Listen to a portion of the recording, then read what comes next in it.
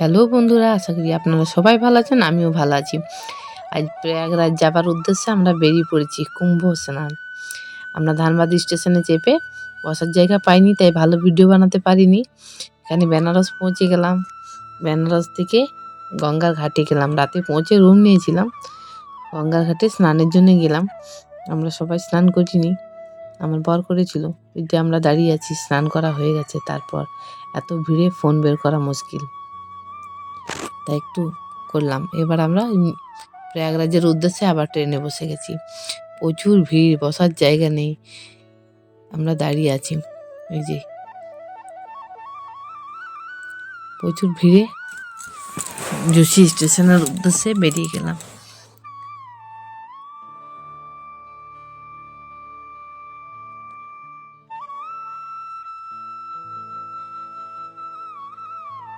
Joshi station পৌঁছে গেছি, আমরা নেমে পড়েছি ঘাটে যাওয়ার জন্যে।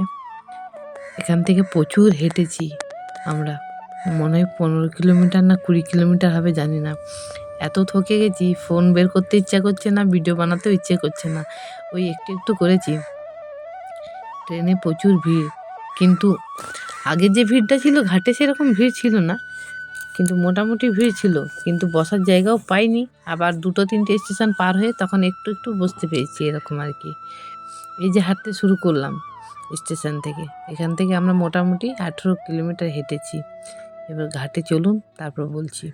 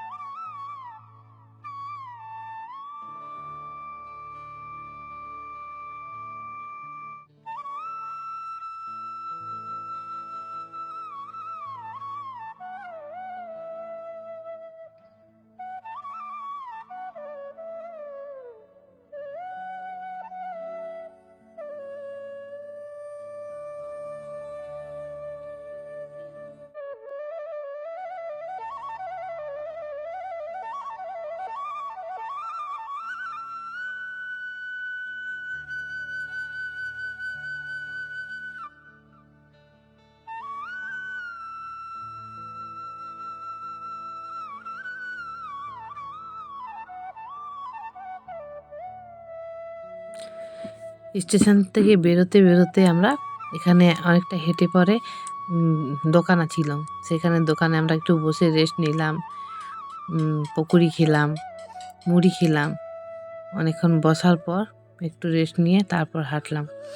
আর যে প্রয়াগরাজের ব্রিজটা এখনই দেখাবো, ওই ব্রিজটা হেঁটেছি। এই দেখুন ব্রিজটাই তো মনে হয় 5 কিলোমিটার হবে। এই দেখুন প্রয়াগরাজ আমরা পৌঁছে গেছি। একদম উপর থেকে ভিডিও বানাচ্ছি, নিচেটা যা লাগছিল না, অনেক ছোট ছোট তম্বু ছিল। তারপর আমরা গিয়ে প্রয়াগরাজে স্নান করে নিয়েছিলাম।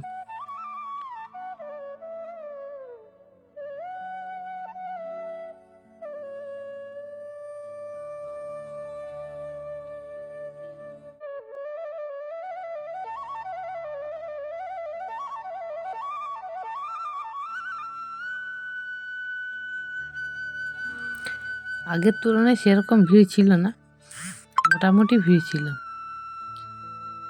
দেখুন দুপুর থেকে মনে হচ্ছে অনেক মানুষ, দেখছেন কত ফাঁকা। অতটা ভিড় ছিল না, মোটামুটি ছিল।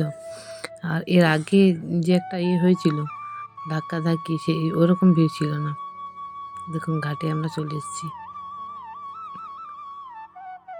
এটা হলো 3 নম্বর সেক্টর। যদি আপনারা আবার যান কেউ, তাহলে 3 নম্বর সেক্টরে সঙ্গম আছে, সেখানে গিয়ে আপনি স্নান করবেন। এই তো এত মানুষ।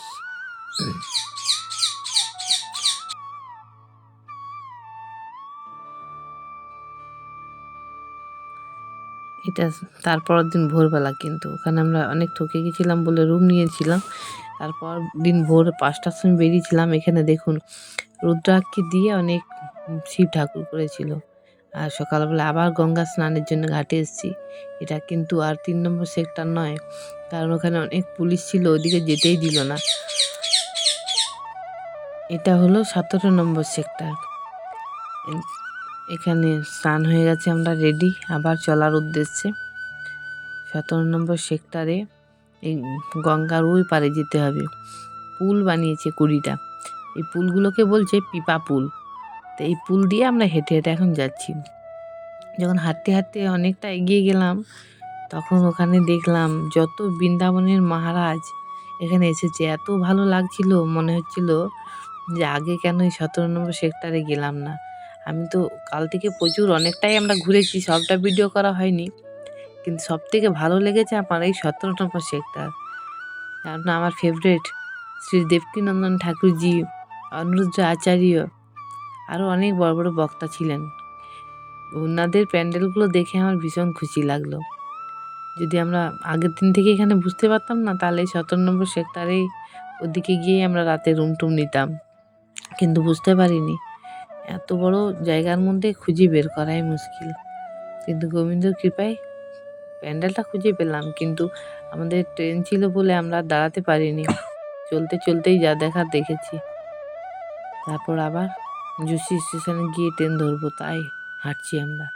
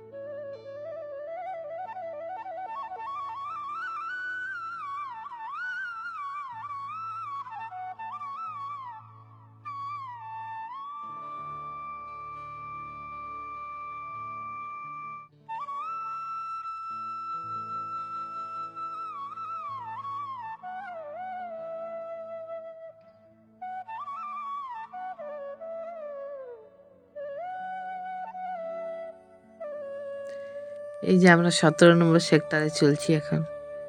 এখানে অনেক মহারাজরা গাড়িতে করে বার হচ্ছিলেন। এখনই দেখাবো, অনেক সাধু সন্ত পার হলো। সবটা ভিডিও বানা হয়নি, কিন্তু একটু বানিয়েছি। এক এক গাড়িতে এত সাধু সন্ত পার হচ্ছিল। কুম্ভ মেলা মানে সন্তের দর্শন। এটা সকালবেলা তো, তাই একদম ফাঁকা ফাঁকা।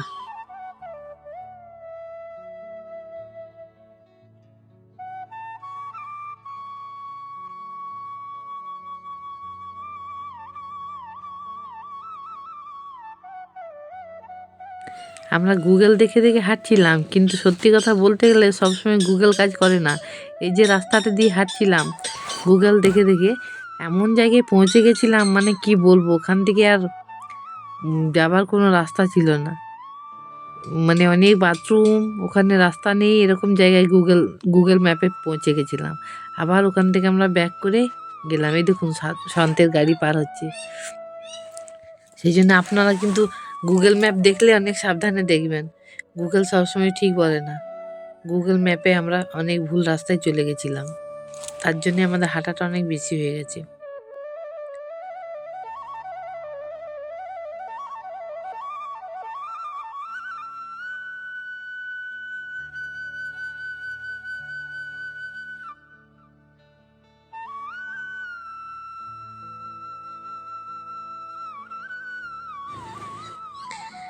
এই দেখুন আমরা ট্রেনে বসে গেছি, আবারও প্রচুর ভিড়, দিয়ে এরকম করে পার হয়ে গেল আমাদের কষ্ট করে গঙ্গা মায়ের কৃপাতে। দিয়ে ধানবাদ স্টেশনে আমরা নেমে গেলাম। দেখুন কত লোক শুয়ে আছে, আবার ট্রেন ধরবে বলে। আশা করি আপনারা সবাই ভালো আছেন। আমার ভিডিওটা আশা করি আপনাদের ভালো লাগবে। সবাই ভালো থাকুন, সুস্থ থাকুন। হরে কৃষ্ণ।